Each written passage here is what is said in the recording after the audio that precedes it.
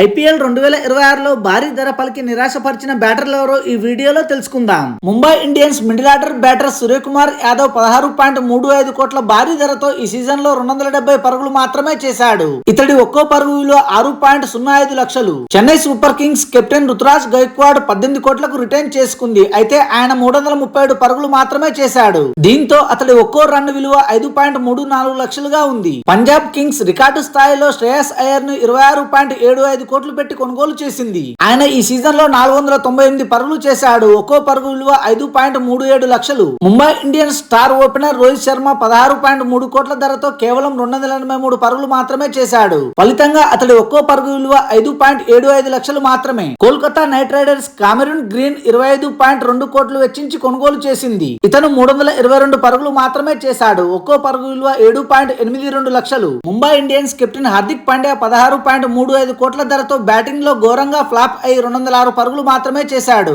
ఇతడి ఒక్కో పరుగు విలువ 7.93 లక్షలు. ఎల్ఎస్జీ రిషబ్ పంత్ ను 27 కోట్ల భారీ ధరకు కొనుగోలు చేసింది. ఇతడు 312 పరుగులు మాత్రమే చేశాడు. ఒక్కో పరుగు విలువ 8.65 లక్షలు. ఎల్ఎస్జీ జట్ లో ఉన్న నికోలస్ పూరన్ 21 కోట్ల ధర పలికి 234 పరుగులు చేశాడు. ఒక్కో పరుగు విలువ 8.97 లక్షలు. ఢిల్లీ క్యాపిటల్స్ ఆల్రౌండర్ అక్షర్ పటేల్ 16.5 కోట్ల ధరతో 173 పరుగులు చేశాడు. ఒక్కో పరుగు విలువ 9.53 లక్షలు.